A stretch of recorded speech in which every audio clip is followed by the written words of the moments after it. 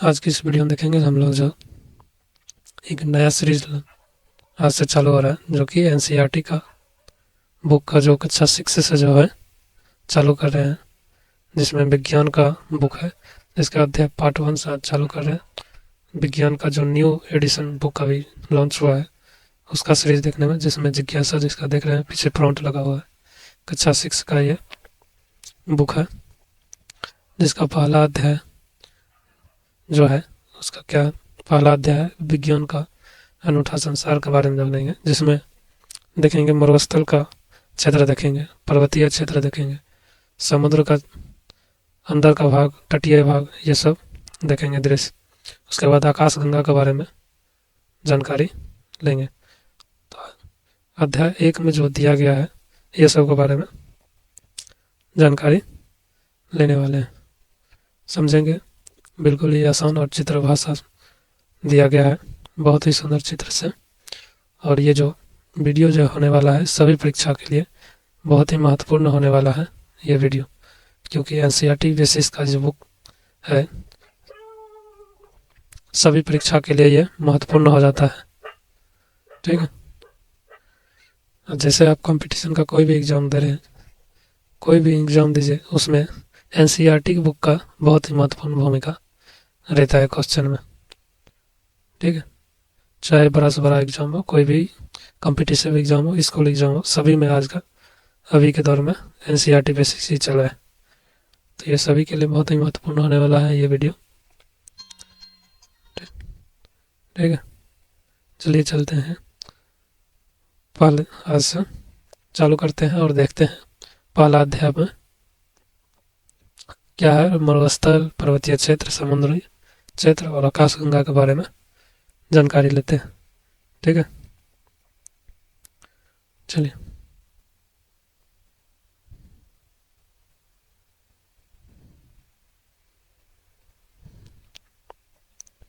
ये देखिए अध्याय 1 है, ये एनसीईआरटी का पीडीएफ फॉर्मेट है, ठीक है। पीडीएफ प्राप्त करने के लिए देखिए ये क्यूआर कोड दिया गया है, इसे स्कैन करके पीडीएफ प्राप्त कर सकते हैं। अगर आप लोग अगर इससे नहीं मिल रहा है तो आप हमें कमेंट बॉक्स में करके बता सकते हैं। पीडीएफ चाहिए तो वहाँ से हम आपको लिंक दे देंगे, वहाँ से पीडीएफ आप प्राप्त कर सकते हैं, ठीक है। विज्ञान का अनूठा संसार के बारे में देखेंगे इस वीडियो में, और देखेंगे कि विज्ञान क्या है।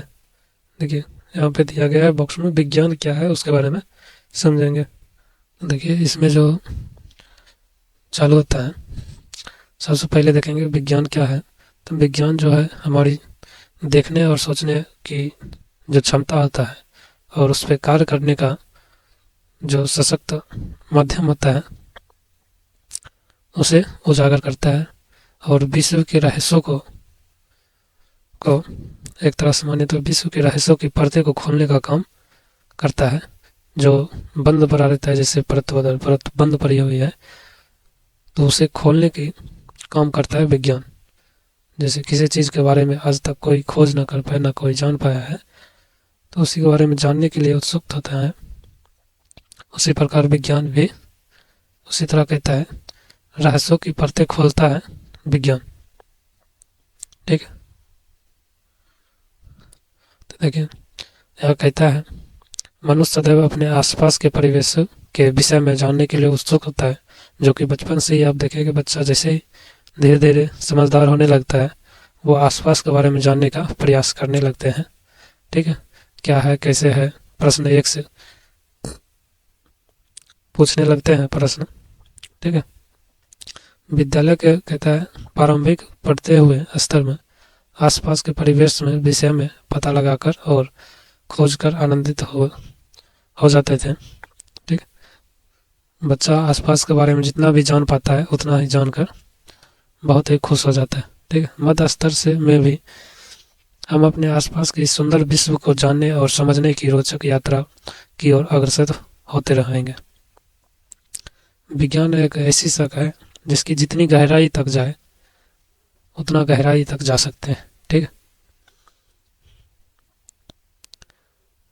इसके लिए हमारे पास एक नया विषय है जिसे विज्ञान के अद्भुत संसार में कहता है। स्वागत है आप सभी का हार्दिक स्वागत है, जिसमें विज्ञान के बारे में और विज्ञान के अद्भुत संसार के बारे में जानेंगे कि विज्ञान क्या है, जो कि देखने और सोचने, समझने और उस पर कार्य करने का एक सशक्त माध्यम है।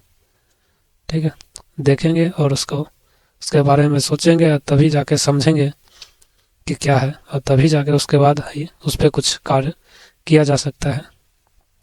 ठीक है, जो विश्व के रहस्यों की परतें खोलता है, जो कि आज से पहले इसे नहीं कोई इसके बारे में जानकारी लिया, तो आज विज्ञान के माध्यम से जानकारी ले रहे हैं, तो इसे ही विज्ञान कहते हैं।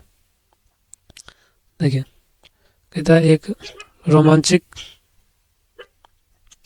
ये कहता है, देखिए, एक रोमांचक साहसिक कार्य की तरह है, जहाँ पे प्रश्न हम पूछते हैं और जानते हैं उसके बारे में और अधिक। ठीक है, प्रकृति के विभिन्न आयाम खोजते हैं और यह समझने का प्रयास करते हैं कि ये सब आखिर कैसे है। ये सब जानने के लिए सबसे महत्वपूर्ण है जिज्ञासा, और इसी जिज्ञासा से इस पुस्तक का शीर्षक भी आया है जिज्ञासा। ठीक है, इस पुस्तक का जो शीर्षक दिया गया है विज्ञान का, वो भी दिया गया है जिज्ञासा, क्योंकि जब तक जिज्ञासा नहीं रहेगा किसी भी चीज़ का जानने का, तो विज्ञान के बारे में जान नहीं सकते हैं। और विज्ञान में जिज्ञासा रहना जरूरी रहता है किसी चीज़ के बारे में। ठीक है, उत्सुकता जब तक नहीं रहेगी कोई चीज़ नई खोज जानने की, कोई चीज़ नई चीज़ के बारे में जानने का, तो विज्ञान के बारे में जान नहीं सकते हैं। ठीक है, तो जिज्ञासा बनाए रखें ताकि आसपास के चीज़ों के बारे में जान सके। देखिए, अगला कहते हैं, आगे अध्ययन चाहे रेत के छोटे छोटे कणों का हो या बड़े बड़े पर्वतों का, एक घास के तिनके का हो या किसी विस्तृत जंगल का, हाँ, यह हमें सदा ही नित नई खोजों के लिए प्रेरित एवं उत्साहित करते रहता है। ठीक है, कहता है, जानकारी चाहे आप किसी छोटे सी रेत के लिए या मिट्टी का मान के चले, या बड़ा बड़ा पहाड़ का ले, तो आगे कहता है, देखिए, एक घास का तिनका हो या किसी विस्तृत बड़ा जंगल का बारे में जानकारी लीजिए। ये सब सदा ही नई खोज के लिए उत्साहित करते रहता है और प्रेरित करते रहता है। चाहे छोटा आसपास के घास देखिए या बड़ा जंगल के बारे में जानकारी लीजिए, इसे और ही जानकारी लेने के लिए उत्सुकता होते रहता है कि और जाने। ठीक है, आगे कहता है, देखिए, क्या आपने कभी रात के आकाश में चमकते तारों को ध्यान से देखा है? क्या उसके बारे में आपने सोचा है कि कैसे चमकते हैं, क्यों चमकते हैं? किसी फूल को खिलते देख आप विस्मित हुए हैं कि उसे कैसे पता चलता है कि कब खिलना है? अपने फूल जो खिलता हुआ देखिएगा, सुबह होता है और सुबह के कुछ देर होते होते सारा फूल खिल जाता है, तो उसे कैसे पता चलता है कि कब खिलना है? और कई फूल ऐसा रहता है जो रात में खिलता है, और कई फूल ऐसा रहता है जो दोपहर में खिलता है, तो उसका कैसे उसे समय पता रहता है कि कब उसे फूल खिलना है? यही सब बारे में जानकारी, यही सब विज्ञान है, जिसे विज्ञान के माध्यम से जानकारी ले सकते हैं कि कैसे आकाश में तारा चमकते हैं, इसके बारे में फूल कैसे खिलता है, इसके बारे में, ये सब के बारे में जानकारी लेंगे और विज्ञान के माध्यम से ही इस सब के बारे में पता चलेगा। तो कहता है, ये सब विज्ञान से उजागर होने वाले रहस्यों का एकमात्र उदाहरण है। ये सब जो उदाहरण दिया गया है, विज्ञान से ही इस सब के बारे में जानकारी मिलेगा। और विज्ञान एक सबसे क्या है, विज्ञान के बारे में सबसे रोचक बात यह है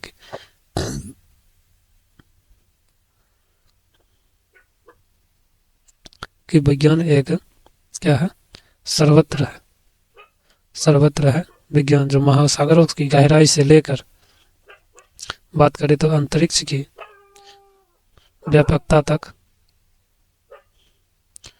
और रसोई में पक रहे व्यंजनों से, जैसे पक रहे अनेक प्रकार के खानों से लेकर खेल के मैदान तक, सबसे अद्भुत खोज ऐसे ही अल्पकालीन स्थानों में हुई है।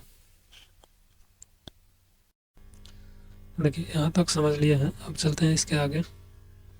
इसके आगे जो है दिया गया, क्या कहता है, अंतरिक्ष की व्यापकता तक और रसोई में पक रहे व्यंजन से लेकर खेल के मैदान तक सबसे अद्भुत खोज ऐसे ही अकल्पनीय स्थानों में हुई है।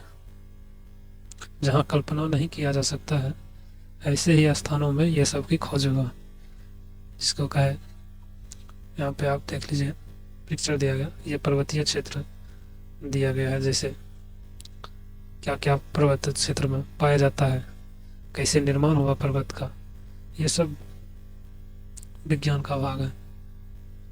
फिर बात करें मरुस्थल की, समुद्री तट की बात करें, वहीं पे फिर समुद्री तट के समुद्र के भीतर का दृश्य क्या है, और वहां पे उसके बाद आकाशगंगा की बात करें, आकाशगंगा की बात करें तो कैसे आकाशगंगा का विस्तार हुआ, कैसे निर्माण हुआ, ये सब हम लोग साइंस में जानकारी लेते हैं। चलिए आगे देखते हैं, आगे समझते हैं और क्या है।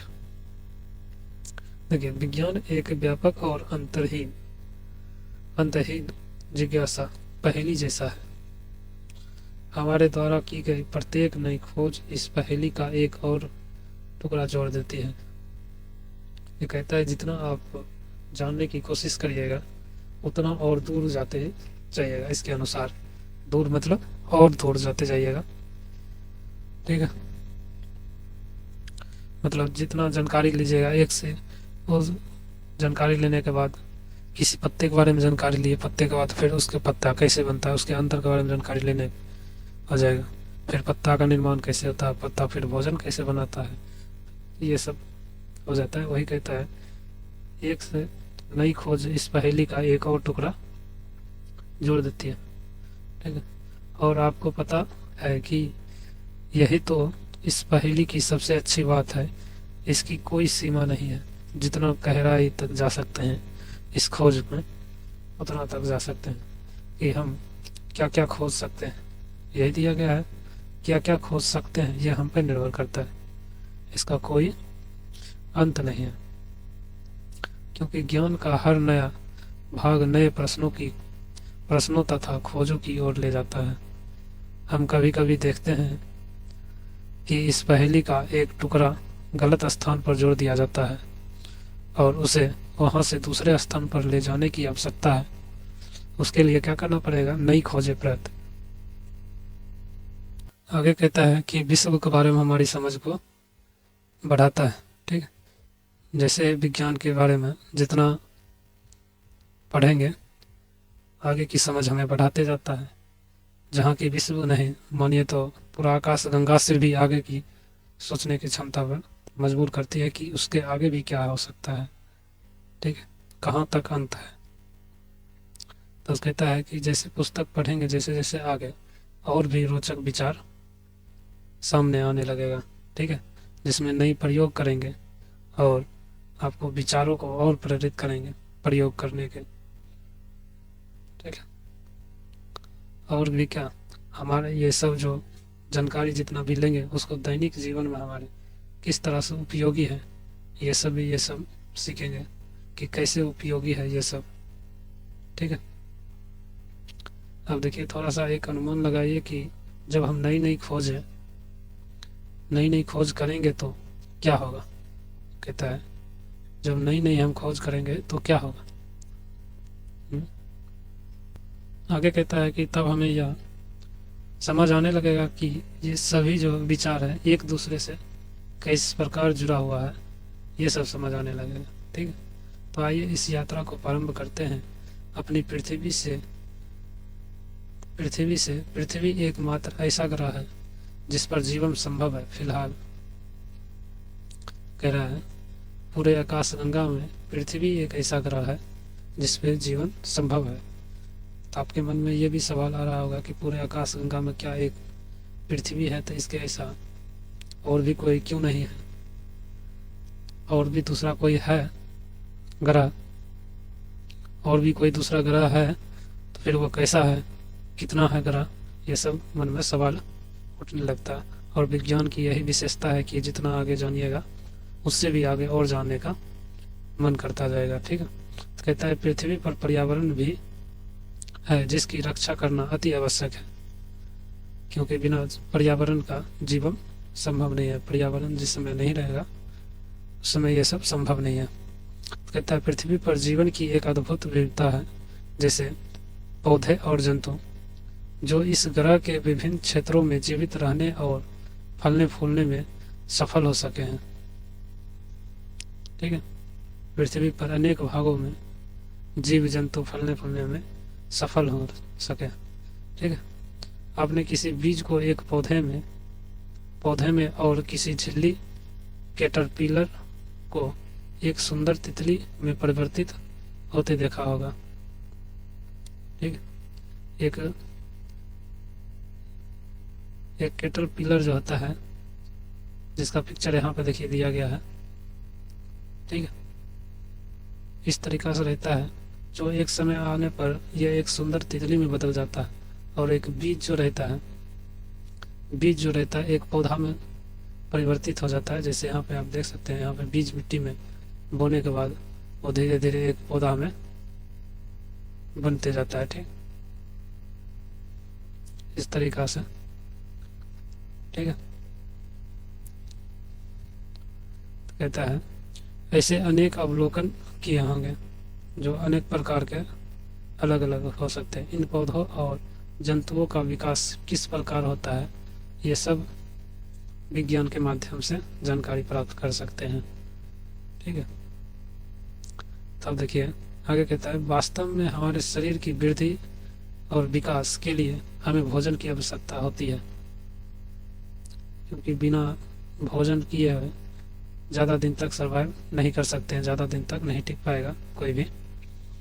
ठीक है, तो वही कहता है कि हमारे शरीर की वृद्धि के लिए यानी विकास के लिए, ठीक है, उसे भोजन की जरूर आवश्यकता होती है। जैसे एक छोटा ये बछड़ा देखिएगा, इसे बड़ा होने के लिए सबसे पहले दूध की जरूरत पड़ता है, फिर और बड़ा होता है तो धीरे धीरे इसे भोजन और अधिक चाहिए तो फिर दूध छोड़ कर ये घास खाने लगता है, जो भी चारा इसका होता है अपना वो खाने लगता है। तो इस तरीका से इसका शरीर देखिएगा तो विकास होते रहता है।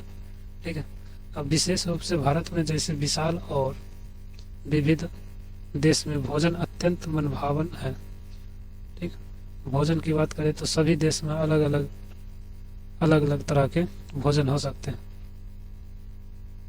सभी देश कहिए या भारत की बात करें तो सभी राज्य कहिए, यहाँ पर भी अलग अलग जगह पर अलग अलग तरीका से भोजन खाने का सबका अलग अलग नियम है, अलग अलग सबकी पसंद है अपना। ठीक है, देश भर में विभिन्न प्रकार के स्वादिष्ट पकवान और उनको बनाने की विशिष्ट विधियां हैं। सभी अपना अपना तरीके से बनाने की विधि सीखे हुए हैं, जैसे भी उनको अच्छा लगता है। ठीक है, वे सब किससे बनते हैं, हम इसे कैसे पता करेंगे, इसके बारे में जानकारी लेंगे। ठीक है, कि वे सब जो है किससे बनते हैं भोजन। ये भोजन देख सकते हैं, ये देखते रहते हैं, यहाँ पर ये रखा है, यहाँ पर ये रखता है, ये सब भोजन देख रखे हैं, सब अलग अलग टाइप का तरह से दिया गया है। तो ये सब किससे बनता है भोजन, कौन सा भोजन कौन खाएगा, कैसे, ये सब कैसे पता कर सकते हैं। तो चलिए आगे देखते हैं। हमें जीवित रहने के लिए भोजन के साथ साथ जल की भी आवश्यकता होती है। ठीक, कहा जाता है जल ही जीवन है, तो बिना जल का जीवन संभव नहीं है। ठीक है, और अभी वर्तमान में आप देखिएगा तो अभी वैज्ञानिक बहुत सारे ग्रहों पर अभी खोज कर रहा है कि कौन से ग्रह पर जल संभव है, जहाँ पे जल मिलेगा वहीं पे जीवन संभव होगा। ठीक है, क्योंकि बिना जल का जीवन संभव नहीं है। ठीक है, तो इसी तरीका से कहते हैं जल एक अत्यंत आनंददायक पदार्थ है। क्या आप कभी बारिश में दौड़े होंगे या भागे और कूदे हैं? ठीक है, क्या आपने कभी सोचा है कि बारिश क्यों और कैसे होती है? बारिश की बात करें तो बारिश होता है, कैसे होता है, क्यों होता है, कब होना है, ये सब कैसे उसे पता चलता है। यही सब विज्ञान में जानकारी लेंगे कि कैसे पता चलेगा कब बारिश होना है, नहीं होना है। ठीक है, अब आगे देखिए, कहता है क्या आपने ध्यान दिया है कि जल ठंडा करने पर बर्फ बन जाता है। एक पत्थर की तरह बर्फ बन जाता है और गर्म करने पर उबलने लगता है। गर्म होने लगता है तो उबलने लगेगा और उबलने से भाप बन के वो उड़ जाएगा। ठीक है। क्या आपको भी गर्मी में ठंड जल पीने या सर्दियों में गर्म जल से नहाने में आनंद आता है? तो ये सब सभी को आता है। ठीक है। गर्मी के मौसम में ठंडा जल खोजता है और ठंडक सर्दियों के मौसम में गर्म जल का सब खोजता है। ठीक है। हम गर्म और ठंडा को कैसे समझते हैं कि ये गर्म है और ये ठंडा है? ये सब के बारे में जानकारी हम और सीखेंगे विज्ञान में कि कैसे हम समझते हैं कि कौन सा ये गर्म है और ये ठंडा है। ठीक है। चाहे वो जल हो या ज्वार से तपते हमारे शरीर का तापमान, कोई वस्तु कितनी गर्म है यह ज्ञात करना महत्वपूर्ण है। और यह ज्ञात कौन करता है? हमारे शरीर की त्वचा करता है।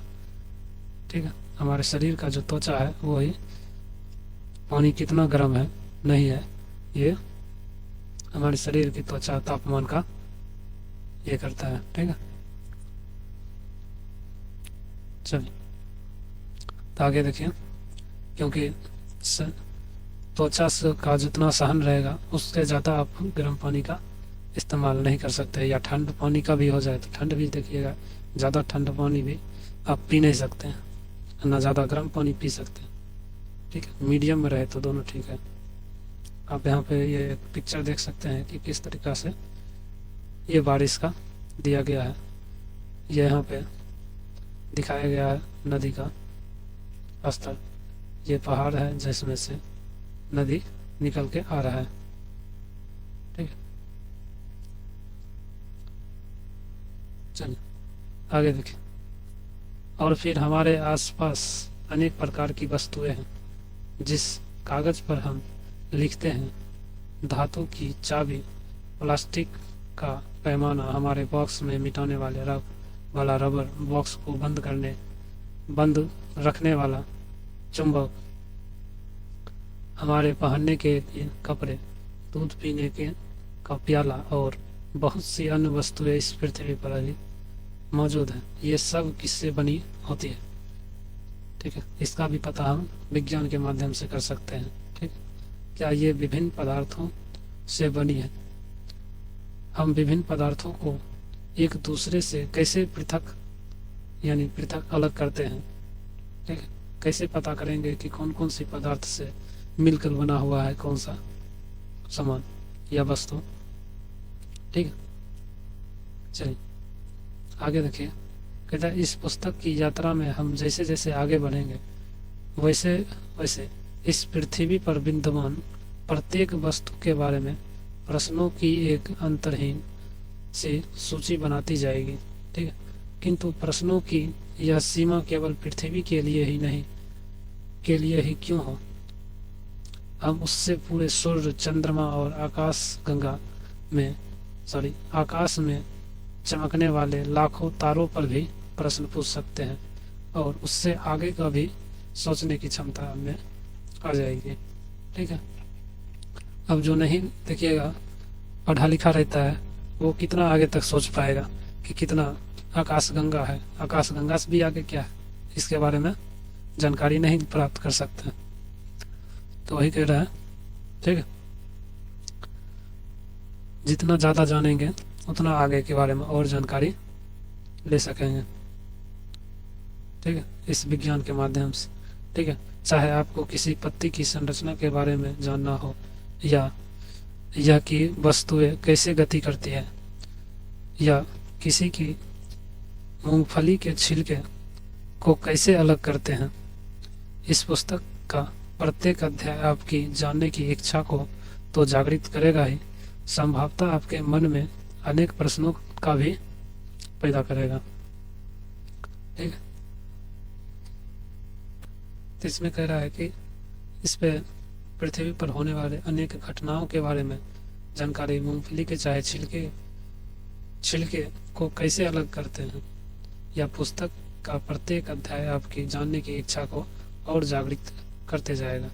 यहाँ पे दिया गया है, देखिए, कि हम स्वयं से अपने प्रश्नों को कैसे उत्तर ढूंढेंगे, कैसे ढूंढने का प्रयास कर सकते हैं, इसके बारे में आप स्वयं से कोशिश करिए। ठीक है, आगे देखिए दिया गया है, आगे कहता है चाहे आप ध्यान दिया हो या ना दिया हो, फिर भी आप अनेक प्रश्नों का उत्तर अब तक ढूंढते रहे होंगे। मान लीजिए कि आपके पास एक कलम है और वह कलम लिखना बंद कर दे अचानक। ठीक है, आप कक्षा में या क्लास में आप लिख रहे हैं और अचानक वो लिखना बंद कर दे, तो आपके मन में क्या सवाल आएगा? आप अपने से प्रश्न पूछेंगे कि मेरी कलम लिखना क्यों बंद कर दिया। आप खुद से प्रश्न पूछेंगे कि अगर कलम बंद हो गया तो क्यों बंद हुआ। आप अनुमान लगाइएगा कि हो सकता है इसमें जो स्याही यानी इंक जो है वो ख़त्म हो गया होगा। बिना देखे अनुमान आप लगाइएगा कि इस वजह से हो सकता है रुक गया है।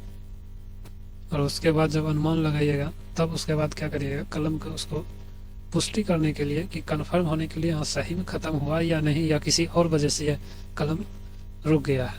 तो उसके लिए आप करिएगा क्या, कलम को खोल कर रिफिल की स्याही की जांच करेंगे। ठीक है, यदि वह खाली है, ठीक है, तो आप जान जाएंगे कि आपका अनुमान एकदम बिल्कुल सही था। परंतु मान लीजिए कि आप देखते हैं कि स्याही समाप्त नहीं हुई है, कभी कभी ऐसा होता है कि इंक रहते हुए भी कलम नहीं चलती है। ठीक है, तब आप क्या करेंगे? ठीक है, आप एक और अनुमान लगाएंगे कि संभवतः हो सकता है इसके इंक जो होगा सूख गया होगा। ठीक है, तो बचपन में आप देखे होंगे जो कलम को जो नहीं चलता था उसे झाड़ कर या रगड़ के चलाया जाता था। इससे यह अनुमान लगाया जाता था कि इंक उसमें सूख गया है, वो पिघला नहीं है, तो उसे झाड़ा जाता था। ठीक है, ताकि वो इंक जो है नीचे आ जाए। इसकी जांच करने के लिए कि यह अनुमान सही है या नहीं, अब आप कुछ और करने का प्रयास करेंगे। ठीक है, वास्तव में विज्ञान ऐसे एक कार्य करता है। ठीक है, आपके यह जानने का प्रयास कि आपकी कलम ने लिखना क्यों बंद कर दिया, यही तो विज्ञान है। इसकी जानकारी है क्यों बंद कर दिया, वैज्ञानिक विधि का यही तो उदाहरण है। क्यों बंद कर दिया, कैसे बंद हुआ। ठीक है, अनुमान लगाना, पहले अनुमान लगाया फिर कंफर्म हुआ कि सही है या नहीं है, यही वैज्ञानिक विधि है। कि सबसे पहले क्या करते हैं, अनुमान लगाते हैं, उसके बाद फिर उसके जांच करके उसको पुष्टि करते हैं या सही है या नहीं है। अगर सही है तो ठीक है, नहीं है सही तो फिर उसके दूसरा और अनुमान लगाते हैं। ठीक है, फिर उसकी पुष्टि करते हैं। चलिए आइए देखिए, क्रियाकलाप 1.1 चल गया है। आइए सोचे और लिखें, ये पॉइंट आ गया है। ठीक है, देखिए, एक ऐसी ही अन्य समस्या के बारे में लिखे जिसे अपने हल करने का प्रयास किया हो। कोई ऐसी समस्या सोचिए जिसके बारे में आप खुद उसका हल ढूंढने का प्रयास करते होंगे। ठीक है, आपने किन चरणों का पालन किया होगा उसमें। ठीक है, आपने किन चरणों का पालन किया होगा उस प्रश्न का उत्तर ढूंढने के लिए या किसी भी समस्या का समाधान ढूंढने के लिए। ठीक है, तो आगे देखिए, अगला पॉइंट कहता है कि आप जो समस्या को जो बारे में हल निकाले होंगे उसके लिए कौन कौन से चरण का पालन किया होगा उसके बारे में। ठीक है, विज्ञान केवल तथ्यों के आंकड़ों को याद करना अथवा केवल प्रयोग करना ही नहीं, बल्कि क्या है, विज्ञान चरण दर चरण प्रक्रिया का पालन करते हुए हमारे प्रश्नों के उत्तर ढूंढने में सहायक होता है। ठीक है, जैसे आपने यहाँ पे आप देखा है कि कलम की जो लिखना बंद हुआ तो किन चरणों से गया। पहले तो अनुमान लगाया कि सबसे पहले चलना बंद क्यों होता है, तो खत्म होता है, तो अब खत्म नहीं हुआ, इंक है फिर भी नहीं चल रहा है, तो फिर अनुमान लगाया सूख गया होगा। तो तो यही तो इसी को कहता है चरण दर चरण। विज्ञान यही कहता है कि चरण दर चरण प्रक्रिया का पालन करते हुए प्रश्नों का उत्तर ढूंढने में सहायता होता है। ठीक है, वे कौन सी चरण है जिनका हम अनुपालन कर सकते हैं? चलिए आइए जानते हैं। ठीक है, सबसे पहले जो हमें रुचिकर लगता है या जिसे हम समझ नहीं पाते हैं, हम उसका अवलोकन करते हैं। ठीक है, यानी जानकारी लेते हैं उसके बारे में। अवलोकन मतलब जानकारी लेते हैं। ठीक है, आगे देखिए कहता है अगला क्या चरण है? यह हमें अचंभित करता है और शायद हम उसके बारे में एक प्रश्न सोचते हैं। ठीक है, इसके बाद हम उस प्रश्न के संभावित उत्तर का अनुमान लगाते हैं। कन्फर्म प्रश्न का उत्तर नहीं बता सकते, पहले अनुमान लगाते हैं कि ये हो सकता है। ठीक है, इस अनुमान का हम प्रयोगों और अधिक अवलोकनों द्वारा सत्यापन करते हैं। ठीक है, परीक्षण यानी प्रयोग करके जांच कर उसका जो अवलोकन किया गया, जानकारी लिया गया, तो जानकारी के द्वारा, प्रयोग की जानकारी के द्वारा उसको हम यह कंफर्म करने के प्रयास करते हैं कि यह सही है या नहीं है। ठीक है, इसके बाद हम परिणामों का विश्लेषण करने का प्रयास यह देखने के लिए करते हैं कि क्या इससे वास्तव में हमारे प्रश्न का उत्तर प्राप्त हुआ या नहीं हुआ। ठीक, जो प्रयोग हमने किया उससे हमारा उत्तर मिला या नहीं मिला, इसका हम जानकारी लेते हैं। ठीक है, आगे देखिए कहता है वैज्ञानिक वे लोग होते हैं जो समस्याओं का हल ढूंढने अथवा नई वस्तुओं की खोज करने के लिए वैज्ञानिक विधि का प्रयोग करते हैं। परंतु क्या कोई भी व्यक्ति जो वैज्ञानिक विधि का पालन करता है एक वैज्ञानिक की तरह कार्य करता है? ठीक, कोई भी व्यक्ति जो है वो वैज्ञानिक विधि से अगर अपना प्रश्नों के ढूंढे, ठीक है, तो वैज्ञानिक की तरह जो कार्य करता है। आगे देखिए कहता है, देखिए भोजन पकाने वाला व्यक्ति यह सोचकर हैरान हो सकता है कि दाल कुकर से बाहर कैसे निकलती है। क्या कुकर में वस्तु अधिक पानी था? ठीक है, कुकर जबकि बंद रहता है फिर भी वो दाल बाहर कैसे निकल जाता है? ये खाना बनाने वाला, जो भोजन पकाने वाला जो व्यक्ति होगा, ये सोचकर ये हैरान रहता है कि कुकर से ये दाल कैसे निकलता है। क्या कुकर कोई खराब है? ठीक है, ये जहाँ ऐसे देखिएगा तो आप चूल्हा पर यहाँ पे देखिए दाल निकला हुआ है जिस तरह से कुकर में, तो इस तरीके से देखने के बाद आदमी अनुमान लगाता है कि हो सकता है ये खराब हो गया होगा कुकर। ठीक है, उसके बाद आगे देखिए साइकिल की मरम्मत करने वाले व्यक्ति के बारे में सोचिए जो यह ढूंढने का प्रयास कर रहा है कि टायर से हवा निकली आखिर कैसे। ठीक, निकली कैसे? सबसे पहले तो वो यह अनुमान लगाता है कि टायर में कहीं न कहीं कोई कील गड़ा होगा, इस वजह से निकला होगा। अगर वो भी ना मिले तो कोई और दूसरा प्रयास करता है कि आखिर कहीं लीक है, क्या है, क्यों निकल रहा है पानी, हवा टायर से। ठीक, हवा कहाँ से बाहर निकल गई या कोई वस्तु ठीक करने वाला व्यक्ति यह ढूंढने का प्रयास कर रहा है कि विद्युत बल्ब क्यों नहीं जल रहा है। आप यहाँ पे देख सकते हैं ये टायर वाला है जो अपने साइकिल का हवा जांच रहा है कि आखिर ये क्यों निकल जाता है। ठीक, और दूसरी तरफ देखें तो बल्ब जो है वो जलना जो एक दिन बंद कर देता है, वो क्यों जलना बंद कर रहा है। ठीक है, क्या कोई समस्या बल्ब में है या स्विच में है, या हो सकता है कि जो बल्ब तक तार गया है उसमें कोई समस्या होगी। ये सब अनुमान लगाया जाता है। कहीं पे अगर देखिएगा घर में आपका अगर बल्ब खराब हो गया, बल्ब अगर नहीं जल रहा है तो आप अनुमान लगाइएगा सबसे पहले कि हो सकता है बल्ब खराब हो गया। दूसरी तरफ अगर बल्ब ठीक है तो स्विच खराब हो गया होगा, स्विच ठीक है तो फिर तार खराब है।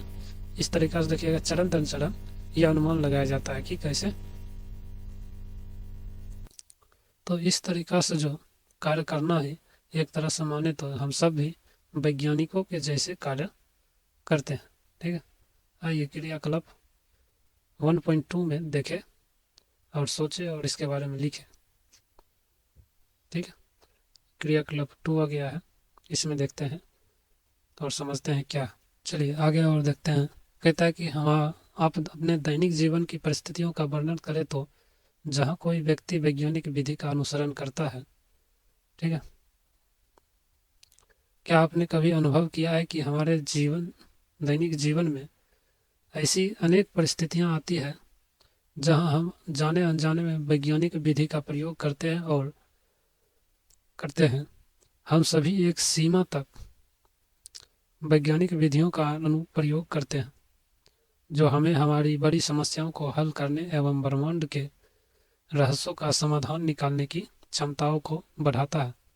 ठीक है, यह समझना आवश्यक है कि विज्ञान को समझने और सीखने के लिए जिज्ञासु होना और आसपास के वातावरण का अवलोकन करना सर्वोपरि है।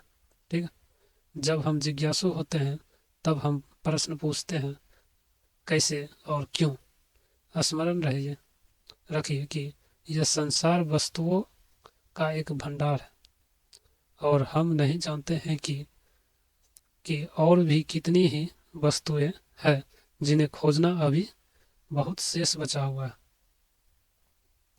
ठीक है, तो ये सिर्फ ये पृथ्वी की बात कर रहा है कि पृथ्वी पर ऐसे वस्तुएं अभी भी बहुत सारे अनेक हैं जिसकी खोज नहीं हो पाई है।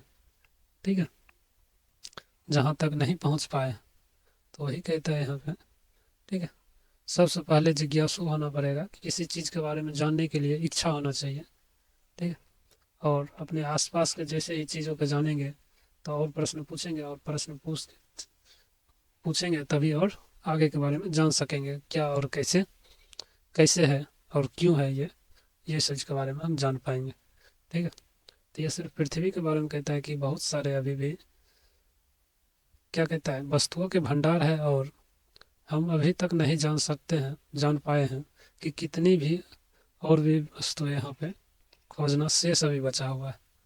ठीक है, आइए अगला क्रियाकलाप को देखते हैं। ठीक है, यदि आपको किसी वस्तु या घटना के बारे में प्रश्न पूछना है कि यह क्यों होती है, तो उसके बारे में आप क्या पूछेंगे। ठीक है, यदि आपके पास एक क्लास में एक ऑप्शन दे दिया जाता है टीचर कि आप इस घटना के बारे में पूछिए, कोई सवाल पूछ सकते हैं, तो आप क्या पूछेंगे। ठीक है, क्या आपने प्रश्न का उत्तर किस प्रकार खोजे होंगे यह लिखने का प्रयास कीजिए। ठीक है, किसी घटना के बारे में हम किसी से प्रश्न अगर पूछना चाहते हैं तो प्रश्न किस प्रकार से खोजते हैं। प्रश्न को वही ये कह रहा है कि प्रश्न को हम किस प्रकार से खोजते हैं।